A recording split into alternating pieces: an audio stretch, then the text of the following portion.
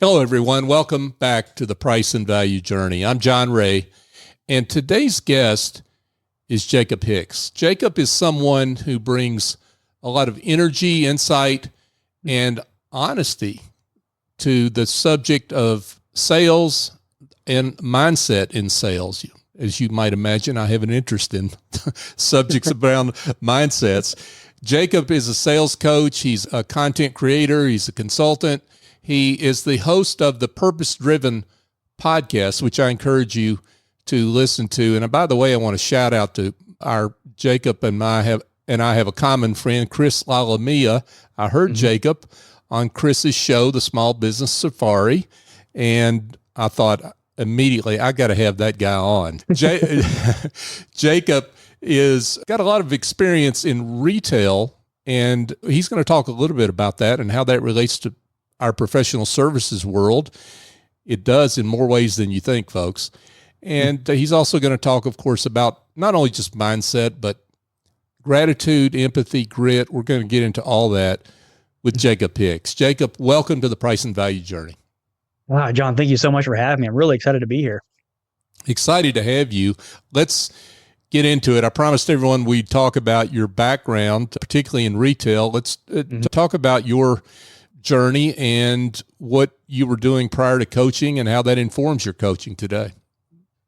Yeah, the majority of my experience is in sales of one variety or another. But as you mentioned, when I was first getting into what I would consider a true sales role, it was on the retail side. And a lot of folks listening might think that retail isn't necessarily an actual sales environment. But when I was selling in the retail world, it definitely was. Like we got a little bit of base pay, and then we were still commissioned folks. We definitely had some interest in making sure that we were selling more. When I was selling suits, men's formal wear, and honestly, I really loved that. That was a great way to cut my teeth, just figuring out like sales processes, sales systems. And it might shock some folks, but before that, I was actually a really shy kid. I wasn't somebody that would go up and just talk to strangers, but after that, I definitely am now. But like I said, it was a really great way to cut my teeth and figure out at least some of the strong basics in sales. I want to talk about your personality first, and then I want to because that you said something there that I think resonates with a lot of folks that are in professional services. They are fantastic technically in terms of their expertise, right? It's a little bit different story when it comes to what they think sales is, what makes up sales, and how what you have to do to be good at sales, right? They think you have to be an extrovert and maybe that used car salesman, and that's not what you are referring to. No, honestly, and very much the opposite. When I talk about sales, when I think about sales, you're absolutely right. Like a lot of people have that perception in their head of the used car salesman, right? And to some degree, it's fair. I've had experiences with used car salesmen. Like it's not always a great experience. But when I'm talking about sales, what I'm really talking about in broad strokes is your follow-up systems and following up in such a way that you are still providing value, meaning that you have systems in place. So let's say that I meet you, John, at some networking event and we hit it off, we exchange contact information, and I think maybe there's some potential to do some business together. So what are my very next steps? I meet you, I get your contact information. So what are my next steps after I meet you? Is it going to be reaching out and calling you and saying, hey, John, you want to grab some coffee here this next week? I've got a couple of times free. And then like just following up from there. And then let's say I do call you, I want to set up a coffee chat, and I'd get your voicemail. Or maybe you're crazy busy and you don't get back to me. And then I call you again and I still get a voicemail. So like having those systems in place to such a degree that you know the exact next step and you are always following up in such a way that I'm providing value to you is hugely critical. And ultimately, it'll help you as an entrepreneur, as a salesperson, or whatever, to avoid what I think of as a hard sale environment, meaning that I meet you, John, at some networking event, we set up another chat or whatever it is. And then during that chat, I am hard selling you, meaning that, hey, here's the service I provide. Here's what I have to offer you. And then I am doing a lot of what we call in the sales world objection handling, meaning that you're saying, oh, I don't have time right now. Okay, then I say this. And then maybe you say, oh, I don't have the money right now. Okay, then I say this. And like just doing those that's a hard sell, which there's not necessarily anything wrong with that, but most folks aren't necessarily going to be comfortable with that. So following up consistently in a systemic way that is providing value over the long term will ultimately help you win more business, because most folks don't realize, and these numbers can vary depending on what study you are reading, but most business, regardless of like true sales world or whatever, most business is won, and depending again on the numbers, is in the 5th through 15th follow-up. That's a number that's discouraging to some folks, Jacob. No, and it can, I said it can be, I totally get why it can be discouraging, because people think, oh, if I'm following up with John, I need to call him 5 times at least in order to win his business. Mm-hmm. Oh, maybe. But when I'm talking about following up, let's just like role play here for a second, right? Yeah. Like, let's say I meet you at a networking event. I decide to, hey, let's grab coffee afterwards. I call you maybe the next day or two to try to set that up, and I get your voicemail. Okay, so what do I do now? Maybe I call you again a few days after that. Okay, that's 2 touches.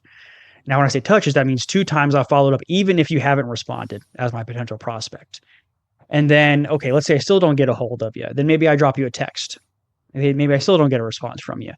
Then I send you an email. Now, I email is like everywhere in the world. Like email is like a really big part of all of these systems that we're talking about. Now, personally, I'm a really big believer in, again, providing as much value as I can. Meaning that if I'm reaching out to you, I'm not just saying, hey, John, do you want to buy my stuff now?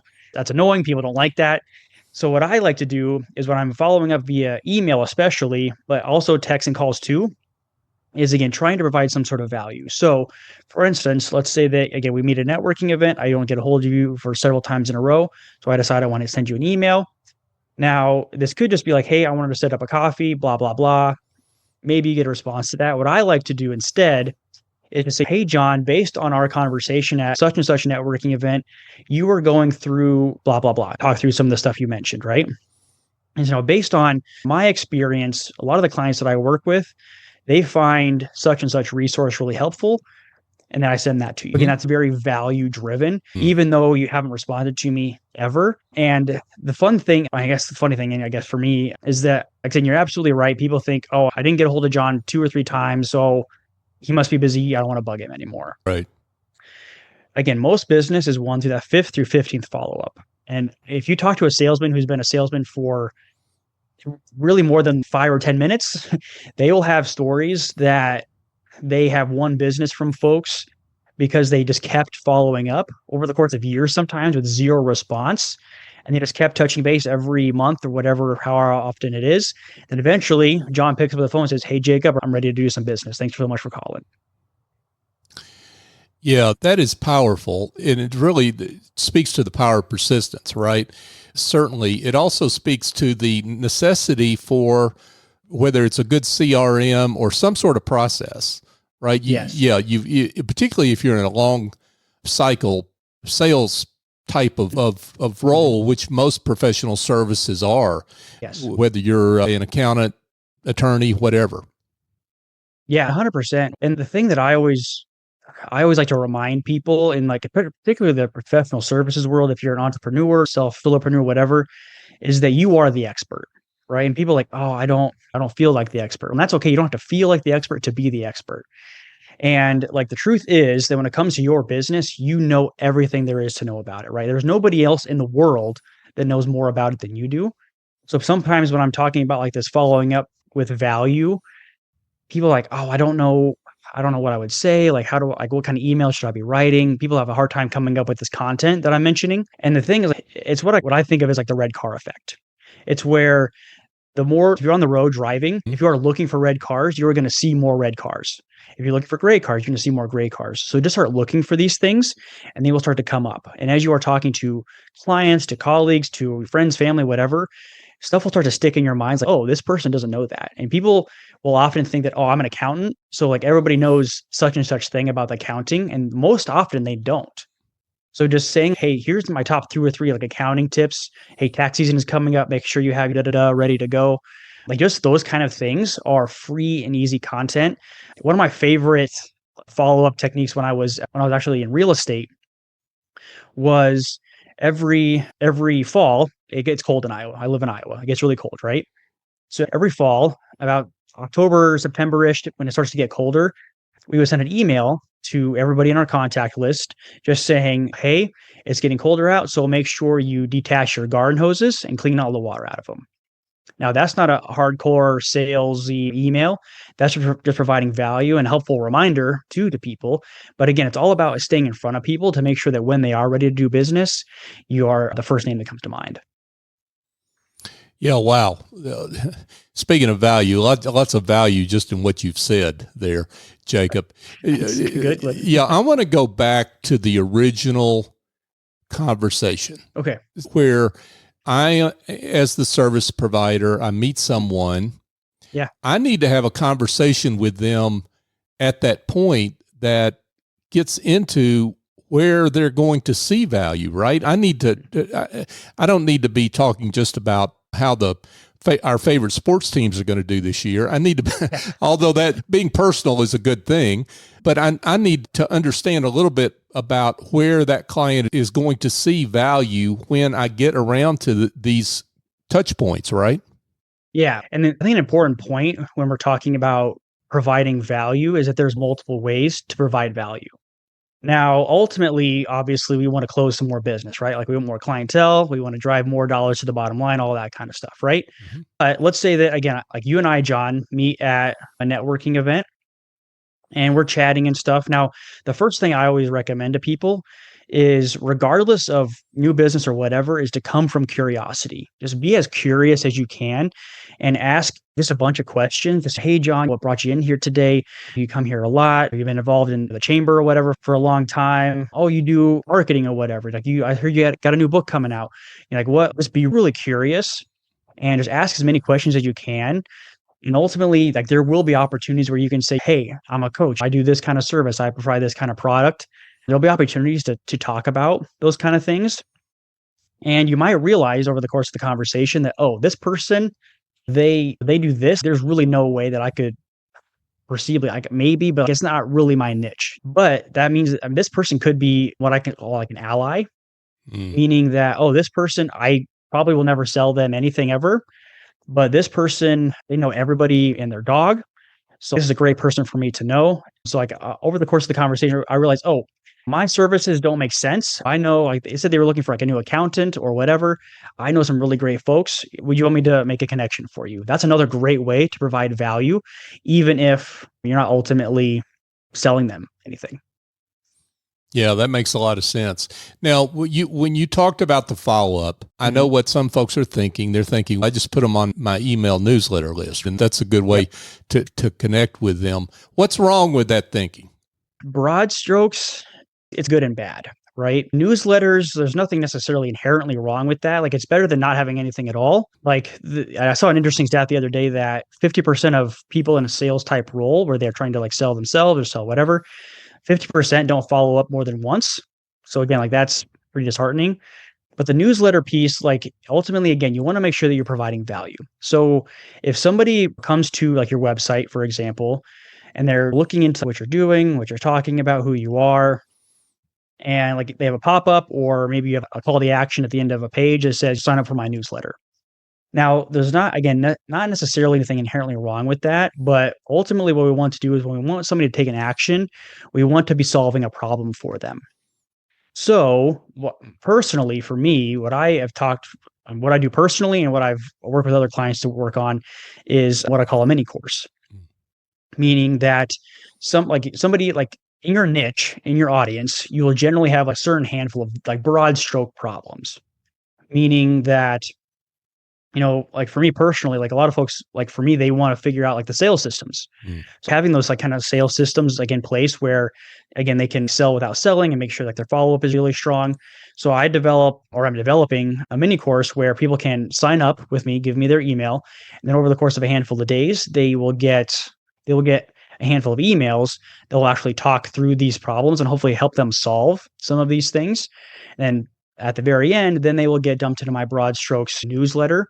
But a newsletter, I say again, not necessarily anything inherently wrong with that, but that's not ultimately solving a problem for folks. And the second piece that I want to mention to folks on the newsletter side is how are you cultivating it?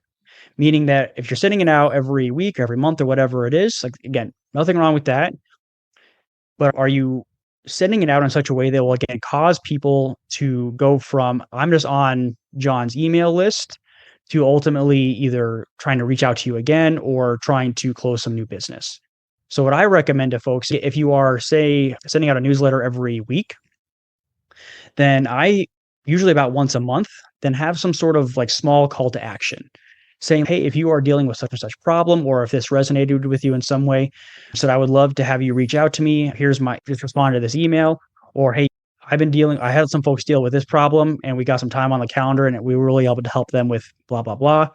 And here's my link to that. I wanted to offer you a free half hour that you and I can sit down and chat over Zoom or whatever, and we can talk through some of these strategies. So again, cultivating it over the long term and just is really important, because you can't just assume that eventually people in the newsletter will ultimately turn into business. You will to some degree, but the more you can cultivate it and push it consistently, it will, again, do a lot of things for you.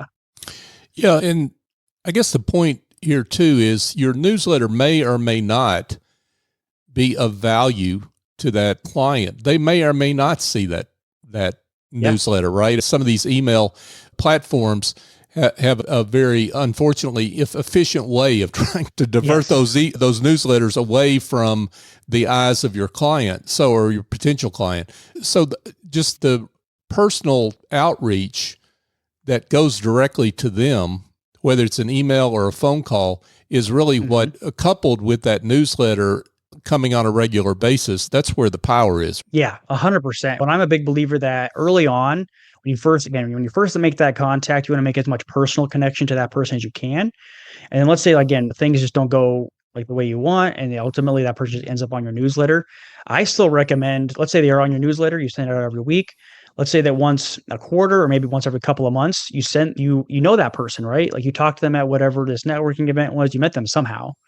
So reach out to them personally, send them like a one-on-one email, or maybe you do drop a call and just say, hey, John, I know it's been a couple of months. I know you've been seeing like some of my emails and things. I just wanted to check in and see how you were doing. That can go a very long way. And then ultimately, again, like your services aren't necessarily going to be a priority to them, but when you make that personal connection to them again and say, hey, this guy remembered what I was struggling with, and reaching out to them with that information, I mean, that'll go a long way to building rapport and ultimately closing more business for you. Yeah. What great words. What great advice. I want to get to what I promised earlier, which is what you learn from retail. Yeah. What can we learn from retail, those of us that are in professional services? And you're right. Let's be honest about this. Some of us look down at retail, but there's a lot we can learn. Oh my gosh. So I spent a good 5 years in retail, and it's hard, man. I'll tell you, it's not an easy environment. Like we all know people, right? That we have some really good people and we have some people that are having some real bad days. For me personally, I think a couple of things come to mind. The first kind of lesson for me, I was a young guy just figuring stuff out.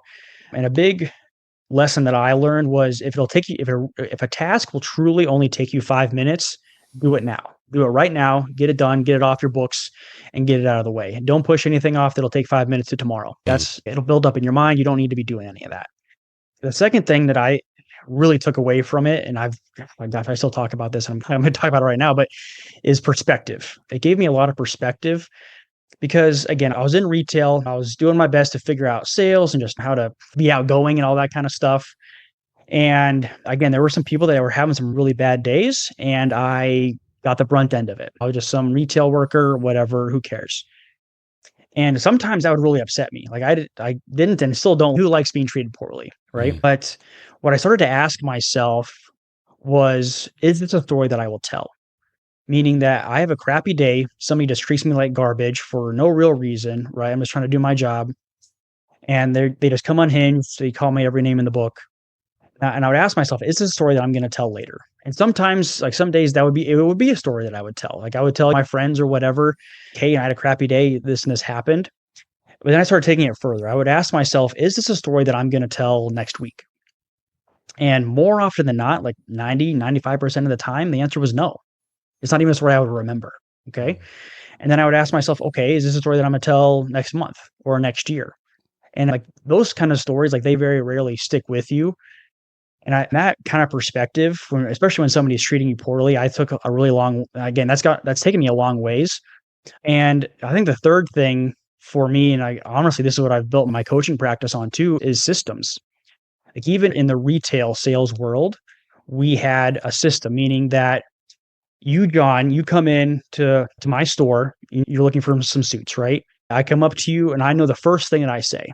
Now, in that particular environment, just as an example, we would say, instead of saying, what are you looking for today? Typical kind of retail sales world, we would say, what event is bringing you in today? And you would tell me, oh, I've got this wedding. Oh, I've got this job interview. Oh, I've got blah, blah, blah.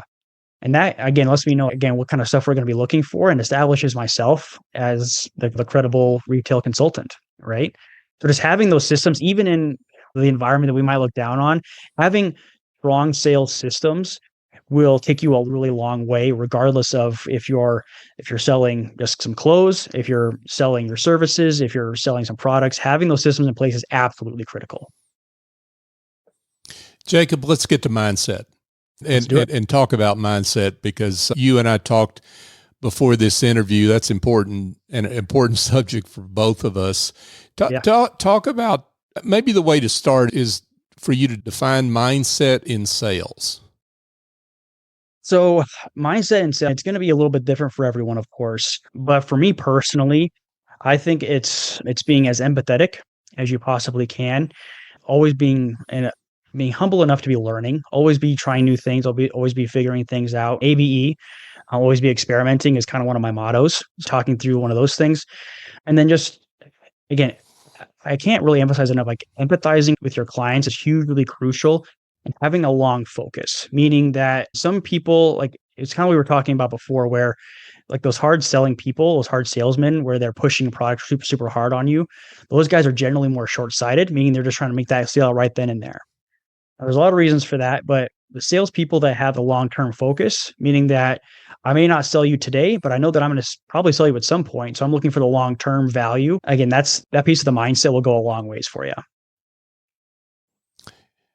Now, you talk a lot in your work about the importance of daily affirmations. Let's get into daily affirmations and how you use them to positively affect your mindset. So for me, I like to write my daily affirmations on a little sticky note that I'll stick on my bathroom mirror, just so it's the first thing that I see in the day. And affirmations and gratitude are really the things that kind of set the foundation for how my day is going to go. It helps me to get into that right headspace. That self-doubt is always going to be a part of life. So it's something that helps me to combat that self-doubt, that I may not get everything that I want today, but I'm going to get it at some point, and that I am a person that has impact, and I am a person that helps people. And some of those, like having some of those small wins too. Hey, here's the evidence for those things. That helps me go a long ways too. Yeah, that makes a lot of sense. Now, do you write these down every day? Do you write new ones down every day? Do you have your tried and true affirmations that you keep up on the bathroom mirror? How does that work for you? So I like to experiment in every aspect of my life. Mm-hmm. So usually I will just see what resonates with me. And sometimes I found that like saying a certain thing multiple days in a row, it's like saying one word like a million times in a row. It's like where it starts to lose meaning a little bit. It's like, what does this even mean anymore? But just finding those things and trying different things to see what will help pull me out of, oh, maybe I woke up and I'm just like feeling crappy that day. What helps me get moving? Maybe I got a message from somebody I did a cold outreach to that went really badly. So what helps drag me out of some of those things? So usually I won't write everything down every single day, but usually what I'll do is I will write down my affirmations that I'm sticking with, for at least for the moment. I'll write those down at least once a week, put them on a sticky note, and put that back on my bathroom mirror. Just if anything new comes up, I can add that on there. But I will say them out loud every single morning while I'm brushing my teeth or just getting ready for the day. And then usually what I'll do again is, because I don't want to speak for anybody else, but usually I'll go to the bathroom more than once a day. So I will, anytime I pop into the restroom and I see those again, then I'll just say them again out loud. Just again, keep me in that positive space. Let's talk about gratitude. Let's do it. I love it. We all pay lip service to gratitude. Yes. But how do we make it meaningful? Not just to others that we try to show gratitude to, but to ourselves. So For me, I think it comes down to grace. I've realized over my life that I'm really good at giving other people grace. Oh, maybe they're having a bad day, or maybe this just wasn't the right time for them, that kind of thing. But then when it comes to myself, like I tend to beat myself up a little bit. It's like, hey, what are you doing? Like, why didn't you think of this before? And that kind of stuff. Gratitude has really helped me, again, gain perspective that, yes, while I'm not exactly where I want to be yet, I have done X, Y, and Z. That is a big step in the right direction towards these other things. Having your goals in place was really critical for me. And then a couple of strategies that I've come up with over the years is I will write down a new reason that I'm grateful Mm. every single day. And now this doesn't necessarily have to be like a huge thing. Oh my gosh, I got the biggest contract or whatever yesterday. Like that definitely can be a reason to be grateful. But sometimes when you're just in the suck a little bit, if things aren't going your way, it's just, you're just in the grind. Just saying, hey, I'm really grateful that I have food in the fridge and I've got a roof over my head. Just some of those simple things can go a long way too. And what really helped me when I was in a bad fit job a while back is that every single day, as part of my gratitude practice, I would write down a new reason that I was grateful for that bad fit job. And again, some days it was really simple that, oh, I'm grateful that I have a job. I'm grateful I have a consistent paycheck. And other days it was like I got a big win or whatever it was. Just finding those reasons to be grateful will help shift that mindset, particularly if you're in a struggling spot. Yeah, that makes a lot of sense. What are some of the common mindset blocks in sales? In sales, the first one, there's really two that quickly spring to mind. Is if you're a newer salesperson, or maybe you are an entrepreneur that is, trying to get more sales systems in place, is you have to get over the fact that you're bugging somebody or that you're annoying somebody. Because again, if you're coming from value, if you're truly coming from value and not just calling them saying, again, hey, you want to buy my stuff now? Then you're not bugging them at all. It's always going to be a little bit of an inherent risk that if you are doing proper sales techniques to close more business, there's a risk of annoying people. But if that was somebody that got annoyed because you'd sent them your top 5 tips for accounting stuff, then that's probably not somebody you wanted to work with anyway. The other kind of mindset piece and the mindset shift that we have to take into account in sales is rejection. Like I was just talking to a young guy this morning about rejection. People are going to tell you no. And I think when it comes to, particularly if you're having a run of you're not getting any business closed, like nothing's happening for you, you have to have your why in mind. And it can't just be that, oh, I want to make more money. That's what I call a soft why. You have to understand, oh, okay, if I double my business or whatever the goal is for this next year for you, if I do those things, really figure out what that's going to do for you. How is that going to change your life? How is that going to change your family's lives? And how is that important to you? And I'm a big believer in visualizing those things. So actually take 5 minutes and say, okay, if I achieved this goal, how would this change my family's lives, and get as detailed as you possibly can, because the mind doesn't know the difference between reality and non-reality. So if we write a full page, 250, 500 words or whatever it is, of a really intense visualization of what like a day in the life of after you achieve this big goal of yours will look like, and you repeat that to yourself and you read through it every day, or you say it out loud, the mind will start to believe that's what's happened. And that's the mindset that you will start to shift, and you'll start to get into it easier. You talked about those tough clients, the ones that are obviously having a bad day and they're dying to take it out on you. Yep. You talked about having empathy for folks in that circumstance. I want to get into the difference between empathy and sympathy. You've got some important words around that. Yeah. So this was a big revelation for me. Oh gosh, I don't know, several years ago now. Cut and dry. The difference between empathy and sympathy is sympathy says, oh, John, I'm so sorry that you're having a bad day. That sounds like it really sucks. Right? Now there's some place for that. Empathy says, hey, John, I'm so sorry you're having a bad day. I really understand, where you're coming from, and I'm here for you in this time. And I think having that kind of empathy when it comes to clients, when it comes to prospects, particularly the ones that are being maybe a little more on the difficult side, it can go a really long way over the course of your relationship that can last 5, 10, whatever years. And it can last a lifetime, full close to your business sometimes. So having that empathy and trying to come from a place of like true understanding of where they're coming from, not just an understanding on a high level, but a really in-depth level, can go a hugely long way And again, was a kind of a big aha moment for me in my sales career. You have a concept, Jacob, that is interesting to me. It's called delete and dominate. Yeah. I'm dying to hear more about that. I know a little bit, but I want to hear more about that, and I know our listeners will.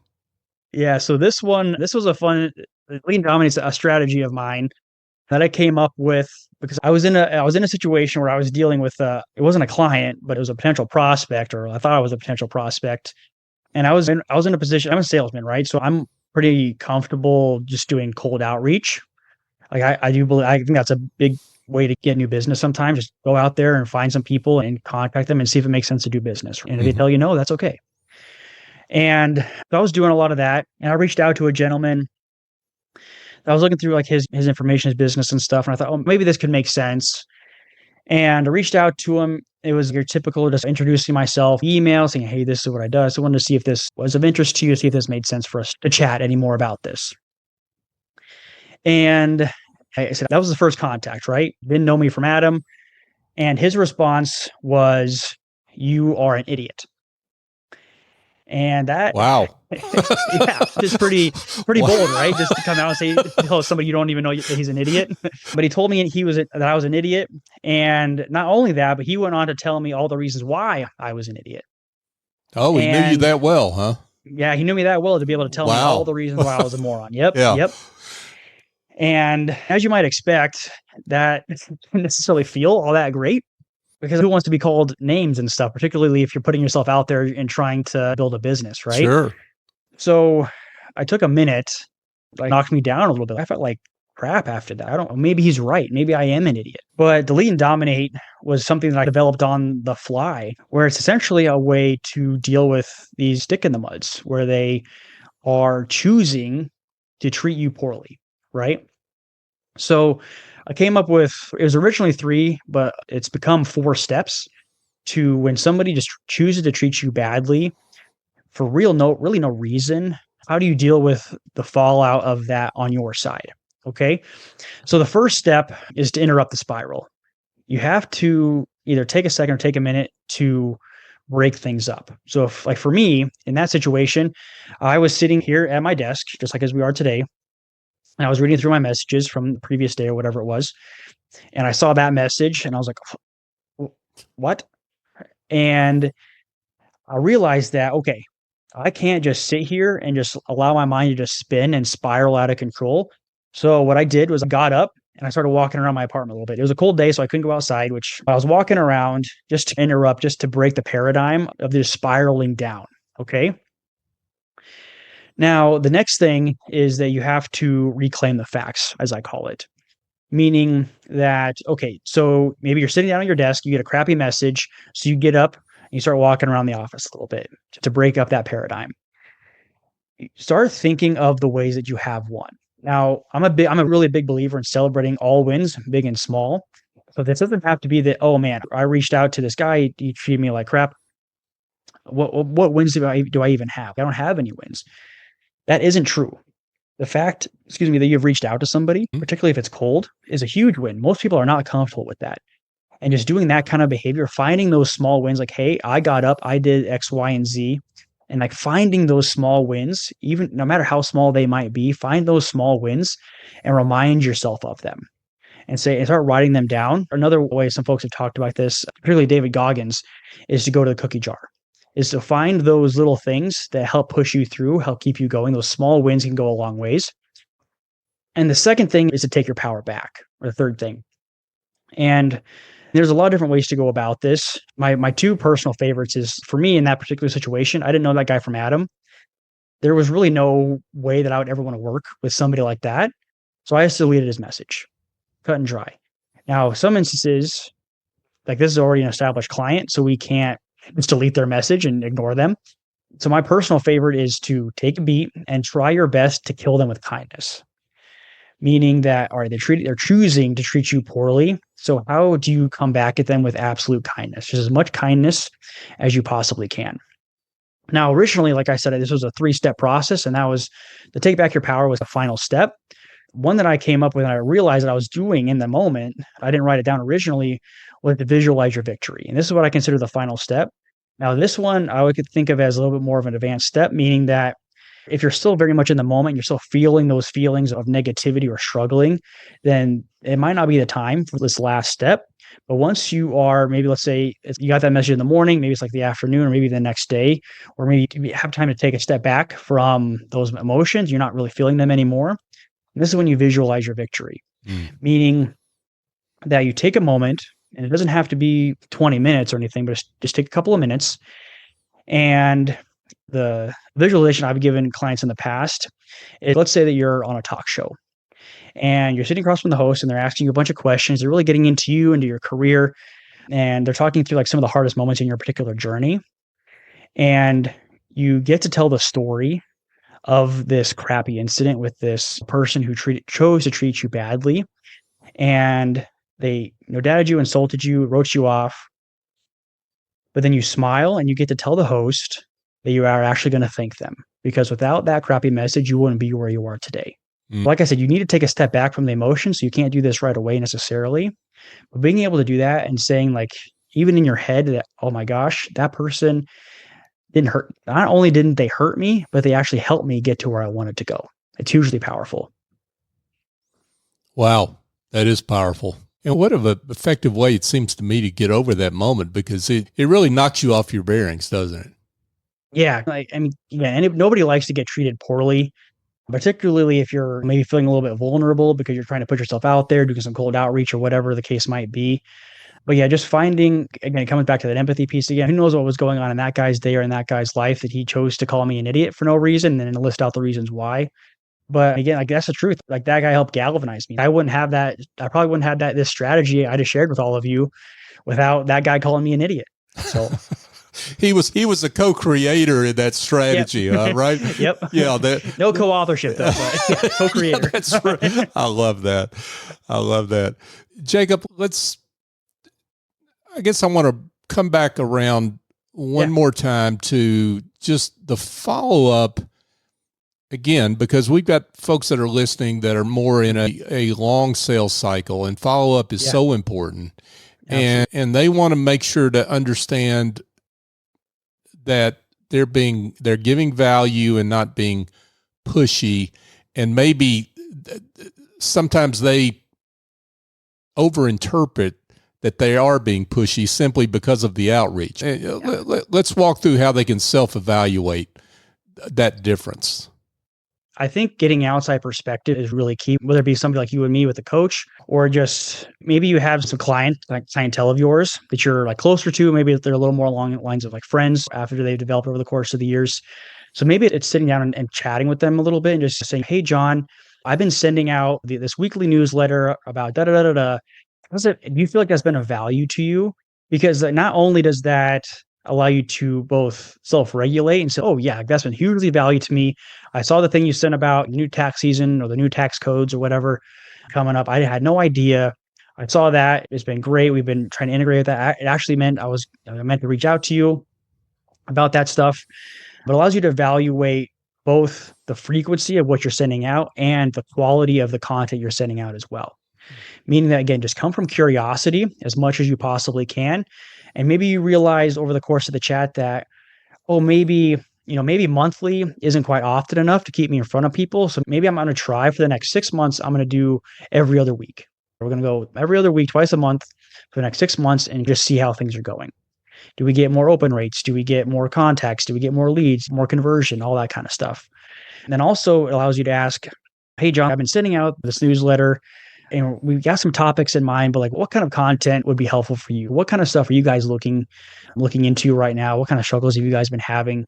Because I'm sure you're not alone. I'm sure a lot of people out there are having similar struggles. So I just want to make sure our content is really valuable and actually helping people as much as possible.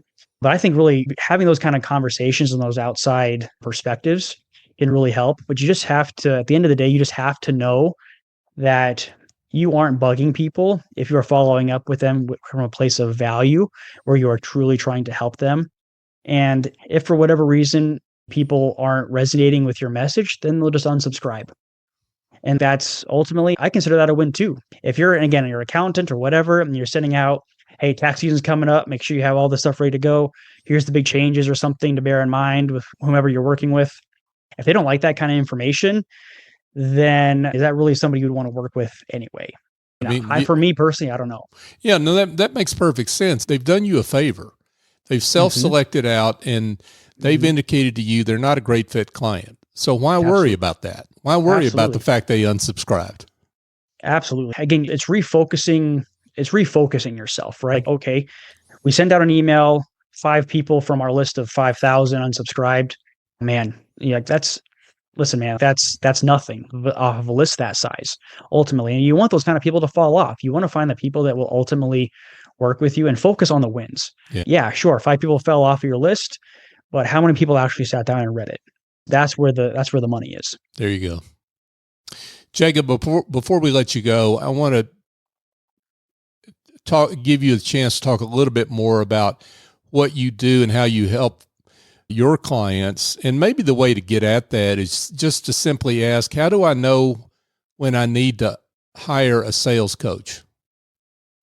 There's been a couple of ways that folks have realized they need a sales coach, at least from my current clientele. First is going to be like those true sales professionals that are looking to get to that next level. And I will, like I said, I think I mentioned earlier in the show, 50% of salespeople don't follow up more than once. So establishing those sales systems is critical if you're trying to get to that next level. If you're trying to win a President's Club, if you're trying to go on some trip or other, like having those systems in place will ultimately make or break you. And again, my clientele tend to fall into true salespeople or entrepreneurs of different varieties. Now, on the entrepreneur side, those folks that realize that they need me to come in and help them figure some things out are the folks that, again, like if they're listening to this episode, for example, if I asked you right now, saying like, hey, you met me or John or whomever at a networking event, you hit things off, it goes really great, you get contact information. If you don't know what your next steps are, then that's probably the point where you need to bring somebody in to evaluate things a little bit. Because again, you don't need to be a huge hardcore salesperson. Ultimately, entrepreneurs want to do the business. They don't want to do sales, right? So if you don't know what those very next steps are, then just building some things out in such a way that will allow you to take a step back and forget about it to some degree, like set it and forget it, if you will, it'll allow you to do much bigger things because again, most businesses want to do that 5th through 15th follow-up. So if you're not following up 5 through 15 times, you're leaving money on the table. That's a good place to leave it. And to also get to the next and most important question, which is how folks can find you if they're having issues around this and would like to talk more and understand more about what you do and maybe have some questions about what you've had to say today. Yeah, absolutely. There's a few ways. The best way to get in touch with me is through my website. That's jacobhickscoach.com. And I've got a ton of free resources on there for folks, particularly hit up the Growth Hub, I call it. I've got a lot of free just idea things and downloadable stuff on there for you. And then books and things I like as well. And then as you mentioned earlier in the show, I also have a podcast. It's called Purpose Driven Progress. So I've got a ton of great interviews and a ton of good tips on there for you for time management and sales and all kinds of stuff. So make sure to check that out too. And then hit me up on LinkedIn too. So I love getting messages from people and I love chatting with things. So that's fantastic. Jacob Hicks. Jacob, thank you so much for joining us. We appreciate you, the work you do, and appreciate you coming on to share your insights. Yeah, John, thank you so much for having me. This was a great episode. Thank you so much. Yeah, thank you. Hey, folks, thank you for joining Jacob and I on the price and value journey. And if you found this episode helpful, I can't imagine you didn't, but if you did, please share it with others. Some folks out there that are having issues with sales and would like to hear some maybe positive daily affirmations that they could pull out of this to use Jacob's methodology. Don't forget to subscribe to the show on your favorite podcast app if you are not currently a subscriber. And if you want to give me direct feedback, my email is john@johnray.co. If you're a consultant, coach, attorney, CPA, fractional executive, if you're selling your expertise, then I've written a book just for you. It's called The Generosity Mindset, A Journey to Business Success by Raising Your Confidence, Value, and Prices. If you are having issues with understanding client perceived value, your positioning, and of course your pricing, then you're going to find this book particularly helpful. Go to thegenerositymindset.com to learn more and to learn where to buy the book. So for my guest, Jacob Hicks, I'm John Ray. Join us next time on the Price and Value Journey.